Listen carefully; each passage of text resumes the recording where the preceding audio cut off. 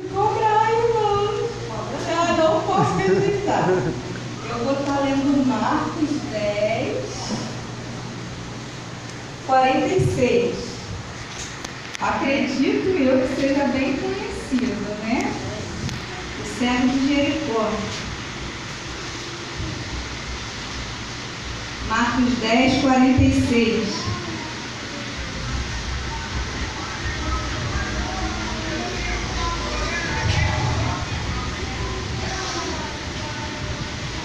Amém?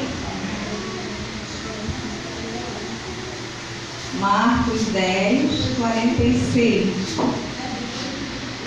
Depois foram para Jericó, e saindo ele de Jericó com seus discípulos e uma grande multidão, Bartimeu, cego, filho de Timeu, estava sentado junto ao caminho mendigando. E ouvindo que era Jesus de Nazaré, começou a clamar e dizer: Jesus, filho de Davi, tem misericórdia de mim. E muitos o repreendiam para que se calasse, mas ele clamava cada vez mais: Filho de Davi, tem misericórdia de mim. E Jesus, parando, disse que o chamassem, e chamaram o cego, dizendo-lhe: Tem bom ânimo, levanta-te, que ele te chama. E ele, lançando de si a sua capa, levantou-se e foi ter com Jesus. E Jesus, falando, disse-lhe: Que queres que eu te faça? E o cego lhe disse: Mestre, que eu veja. E Jesus lhe disse: Vá, a tua fé te salvou. E logo viu e seguiu a Jesus pelo caminho. Eu até brinquei com o Antônio, que eu falei que eu ia copiá-lo. Pode sentar, igreja. Desculpa. Eu falei que eu ia dar título à minha pregação, eu brinquei com ele: amor, vou copiar você um pouquinho lá, ele pode copiar. Aí eu coloquei como título, né, da minha palavra, a visão de um cego diante da sua fé. É um texto simples, né? Jesus estava indo para Jerusalém, onde ele iria ser, no caminho para Jerusalém, onde ele viria ser crucificado, porque essa passagem é a próxima Páscoa, e pelo caminho de Jerusalém ele teria que passar por Jericó. Né? Jericó estava situado no trajeto para Jerusalém. Jericó era uma cidade comercial, então ela já era cheia, e por estar em época pascual, ela estava mais cheia ainda, porque era o percurso onde todos tinham que passar, né? E nesse texto eu pude observar algumas lições com o cego, né? O cego, sabendo que vinha Jesus, ele chamou, ele clamou com fé, né? O texto ele mostra que a multidão, ele tenta calar o cego. Diz na palavra que a caminho ele gritava, né? Jesus, filho de Davi, tem misericórdia de mim, e uns tentavam calar, mandando que ele ficasse quieto, e o repreenderam, mas ele não parou. Quanto mais a multidão mandava ele parar, mais ele clamava: Jesus, filho de Davi, tem misericórdia de mim. Aleluia.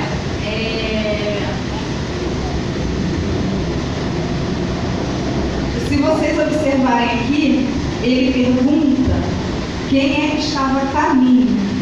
E a multidão diz que era Jesus de Nazaré. A multidão falou para ele que era Jesus de Nazaré, mas como ele se dirigiu a Jesus naquele momento ali? Jesus, filho de Davi. Né? Porque quando ele pergunta, eles indicam Jesus como Nazaré, da origem, de onde ele vinha, né? Filho de Maria, de Nazaré. Mas quando ele chama por Jesus, ele o chama com reverência, como filho de Davi. Ele poderia até ser cego de visão, mas espiritual ele tinha a certeza de que era de uma linhagem real, daquela promessa que foi dada a Davi, né? Ele reconheceu Jesus como Rei dos Reis, Senhor dos Senhores. Esse é o filho de Davi, ele vem de descendência sequência da herança, da promessa de Deus, que prometeu a Davi que a sua descendência reinaria para sempre, e lá em Salmos 89, 3, 4. Deixa eu colocar aqui para poder ler para vocês. Em Salmo 89, 3, 3 e 4, ele diz aqui, né? Fiz um concerto com o meu escolhido, jurei ao meu servo Davi, a tua descendência estabelecerei para sempre, edificarei o teu trono de geração em geração. Então aqui nada mais era uma promessa se cumprindo, né? Jesus era o Salvador, que todos estavam aguardando, né? Voltando aqui, o que eu posso ver é que a cegueira era física, né? Ele era cego físico, mas espiritualmente ele tinha uma visão além daquele que podia enxergar. Glória a Deus. Perdão, hein? Tá? Tô Aleluia. tentando não ficar nervosa. Glória a Deus.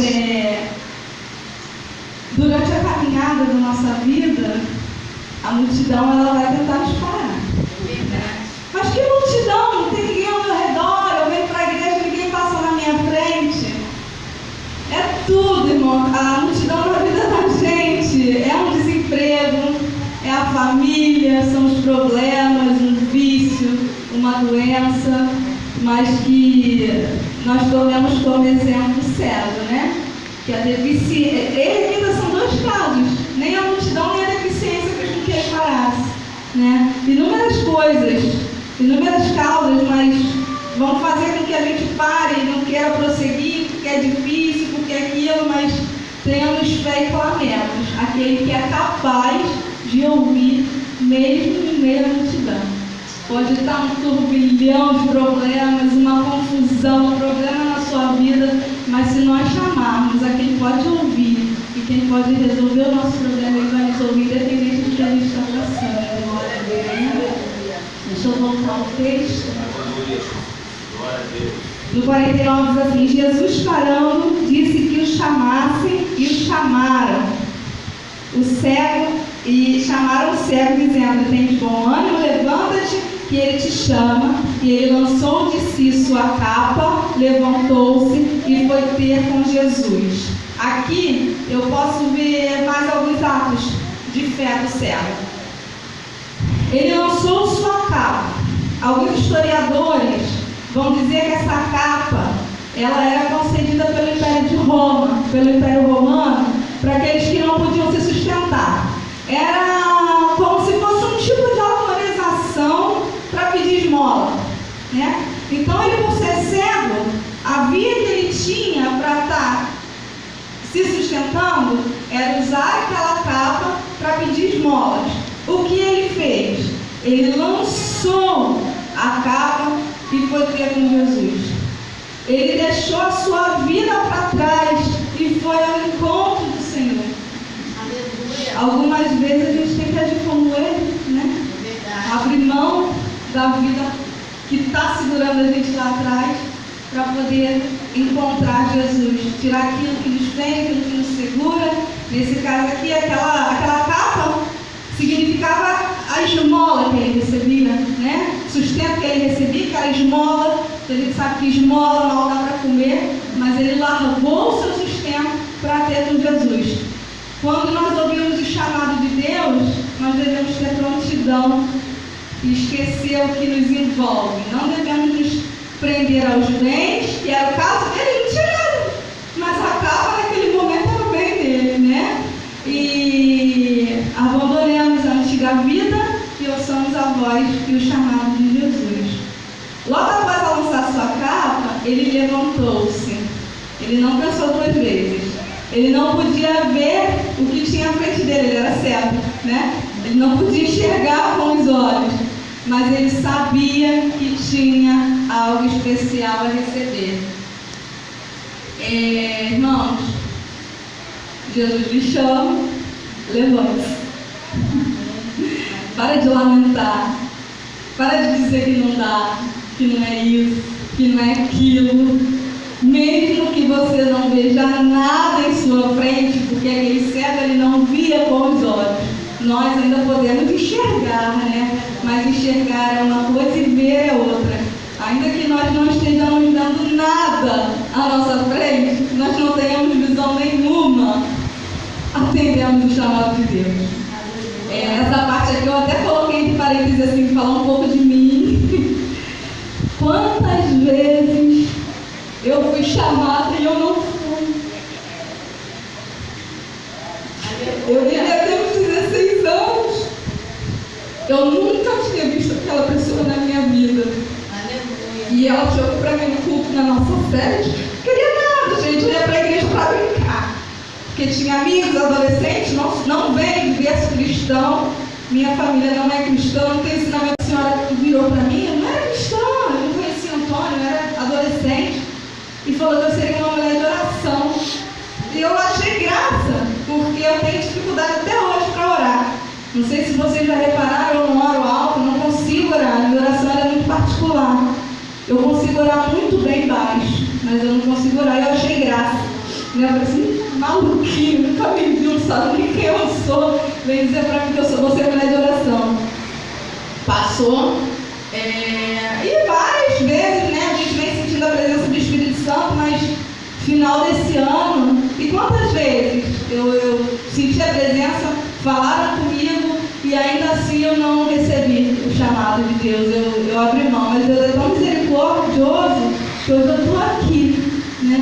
Estou pregando, posso errar, posso gaguejar, mas eu estou fazendo isso dele. E há uns 4 meses atrás, acho que foi dezembro, uma senhora, a gente foi numa consagração que nós não iríamos e resolvemos ir. E meu filho passou mal, tivemos que sair correndo com ele do culto, não ficamos no término da consagração. Mas no outro culto a senhora me chamou e falou para mim assim, minha filha, eu não consegui te ver. Eu falei, meu filho passou mal, ele falou, me perdoa, mas sabe o que é? Deus falou que você vai sair do banco, minha filha. E essa é a hora. Aí eu não rejeitei. Eu virei para ela e falei assim, obrigada, irmã. Eu precisava disso. E estou aqui hoje, há 4 meses depois pregando. Então assim, quando eu rejeitei, até hoje eu não sou uma mulher de oração. Isso tem mais de 10 anos, tem uns 15, 16 anos. Talvez eu venha a ser, talvez não, porque eu rejeitei.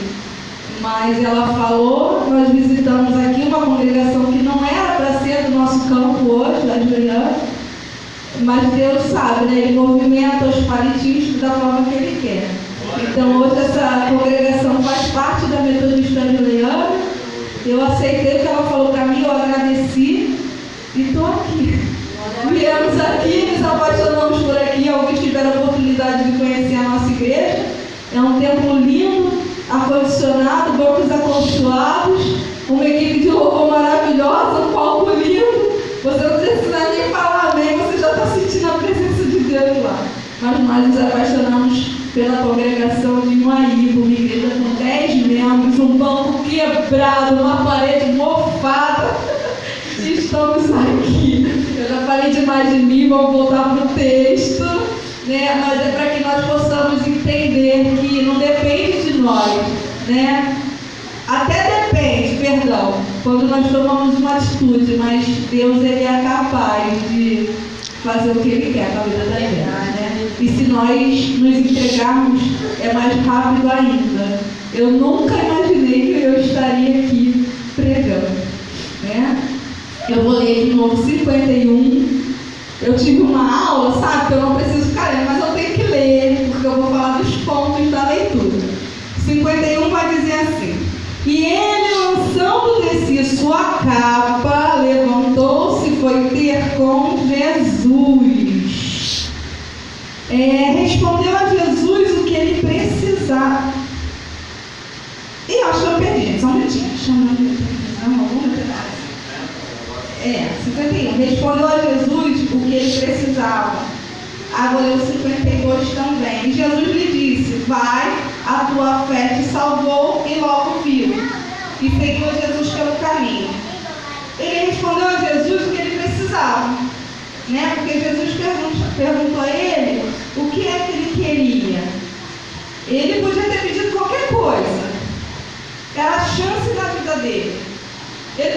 se fazer de vítima, pedir esmola, até riqueza, mas ele pediu o que ele precisava.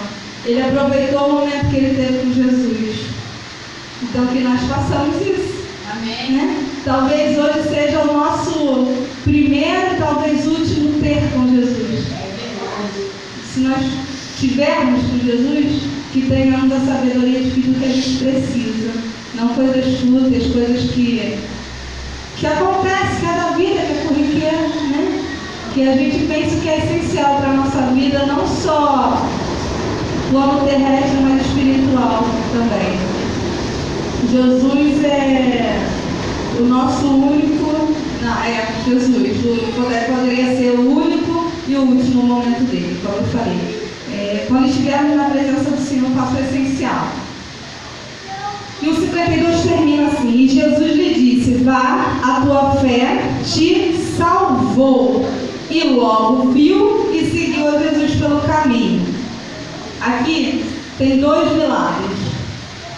O versículo, ele vai dizer que a tua fé te salvou e logo viu. Jesus não falou para ele que a fé dele o curou. Ele foi salvo.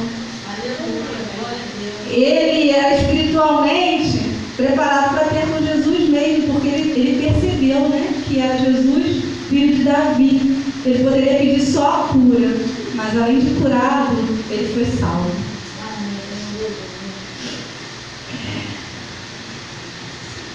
Logo viu que ele viu a tua fé salvou. Ele não foi capturado, ele foi salvo. E aí continua. E seguiu Jesus pelo caminho. Irmãos, ele recebeu a bênção e seguiu Jesus.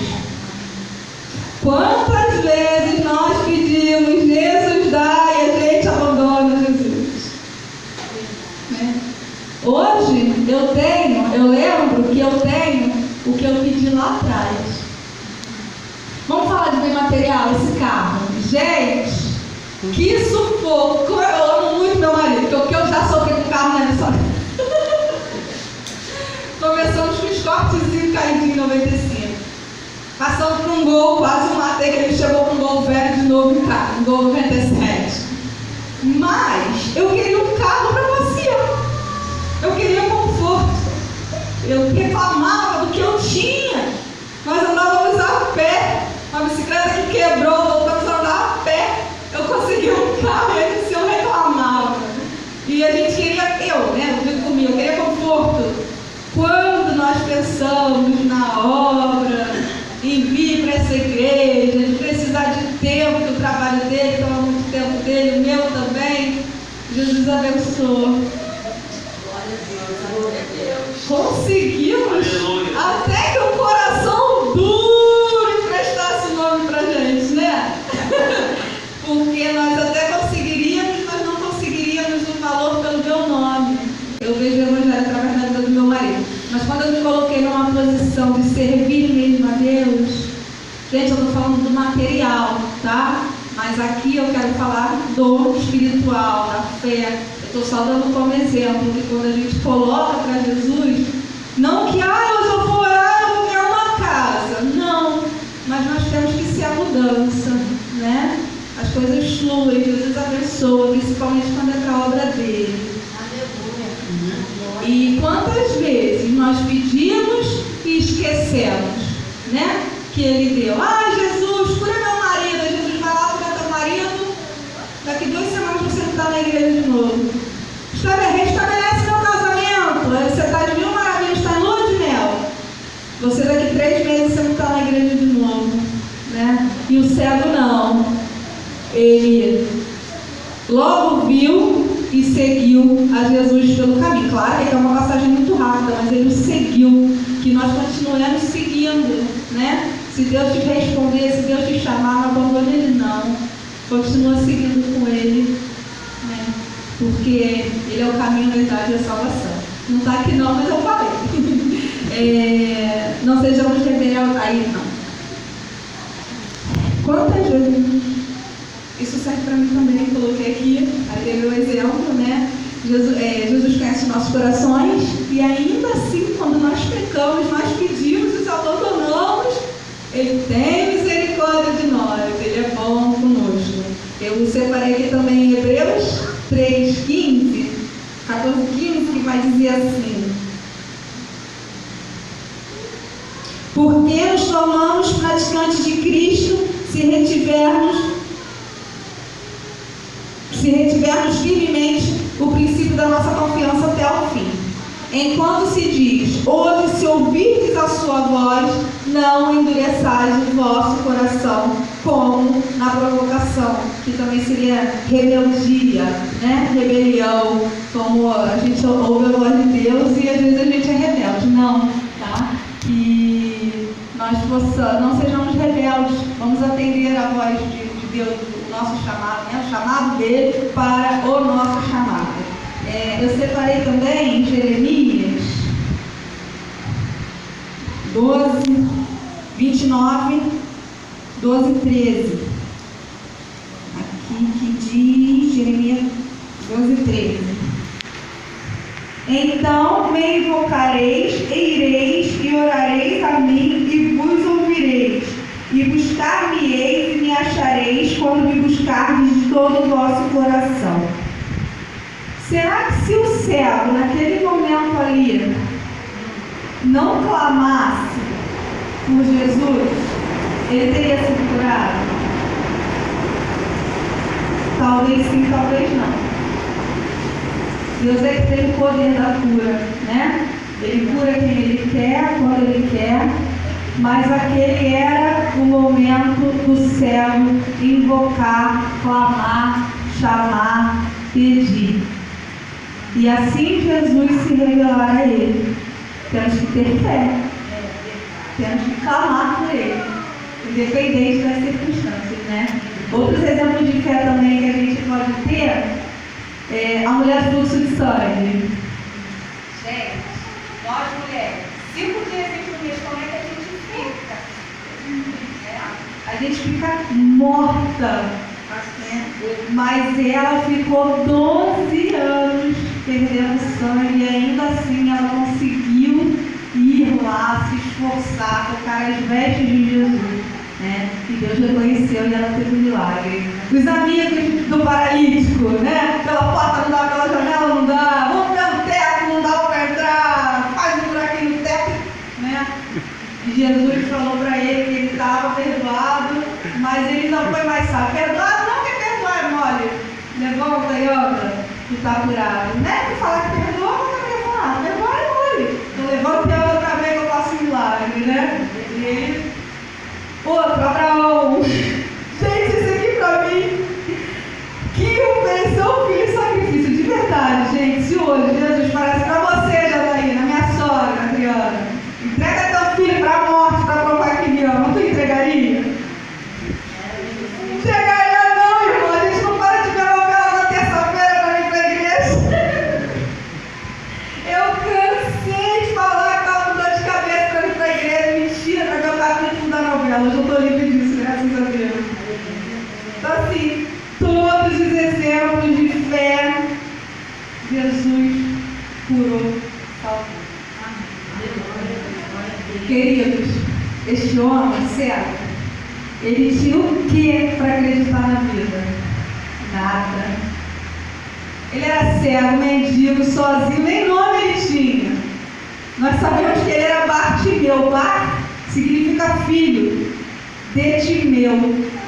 Nem a identidade dele a gente sabe qual é. Cego, sozinho, mendigo, sem identidade, sem perspectiva de vida nenhuma, mas ele teve fé. Ele clamou por Jesus e Jesus fez o milagre. Às vezes a gente costuma colocar a culpa em tudo que cerca a gente.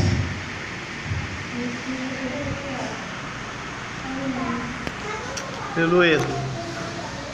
Aí a gente troca de amigo, a gente troca de casa, a gente troca de marido, a gente troca de mulher, a gente abandona os filhos, mas a vida continua a mesma coisa. Por quê? problema não é da sua vida, não é de quem está te cercando. O problema está na gente. Então, nós não precisamos mudar o mundo, nós precisamos mudar as nossas atitudes, né? O que nós estamos fazendo, como nós estamos fazendo, como que nós vamos nos propor a fazer, né? Quando Deus pergunta a ele o que ele precisa, ele foi direto, que eu veja. E você?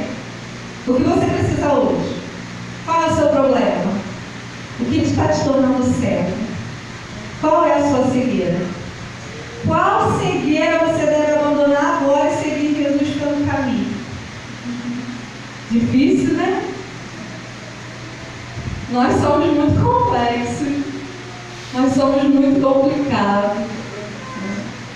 Esse cego, ele enxergou além do que a visão dos olhos dele podia dar. Ele podia ser cego, mas ele tinha uma visão espiritual. E eu pude tirar aqui desse texto mais lições que ele me deu. Mas eu separei 4. Perseverança, fé, ouvir a voz de Deus e seguir o caminho de Cristo. Quando a multidão tentou parar, ele persistiu. Quando ele não tinha nada na vida dele, ele teve fé. Por mais que todos tivessem feito com que ele calasse a boca,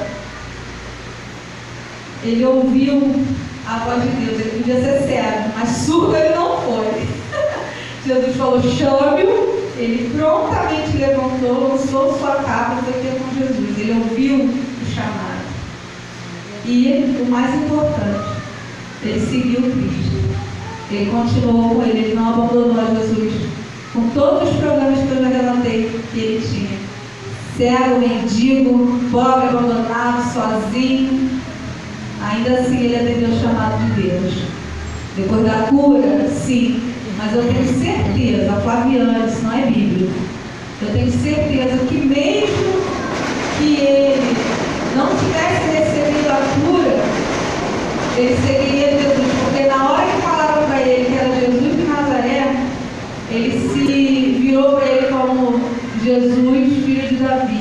Então ele sabia que era o mestre, né? Que hoje nós possamos ser como este cego, que nós enxerguemos Jesus além do que os nossos olhos nos mostram, pois a cura espiritual é mais importante do que a física. Eu agradeço a oportunidade em nome de Jesus.